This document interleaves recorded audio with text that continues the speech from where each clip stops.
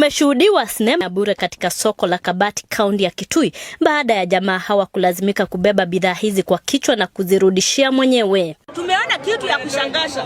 Sisi tumeona watu wawili walikuwa wamebeba mattress na gas na TV na ilikuwa imekatalia kwa kichwa, maana hao watu walikuwa wameiba vitu za wenyewe. Tumeona leo hiyo mama ametumia jini zake mpaka hao wakora akakuja. Utamu wa nyuki ukiwangeukia kuwa kala moto. Tumeshuhudia nyuki ambazo zilikuwa zinaonekana zikitoka kwa mfuko wa wale vijana.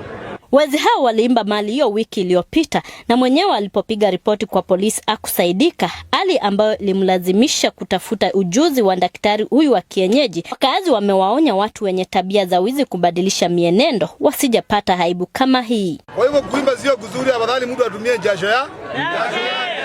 Hiyo funzo ni mzuri sana, sababu hakuna mtu atachukua kitu. Utakuwa ukijua siku moja utasungushwa tu Kabati vile hao watu wamesungushwa, na aibu kubwa ikawapata.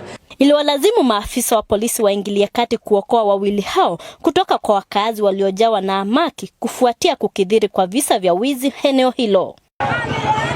Brenda Mwende, K24 kutoka kaunti ya Kitui.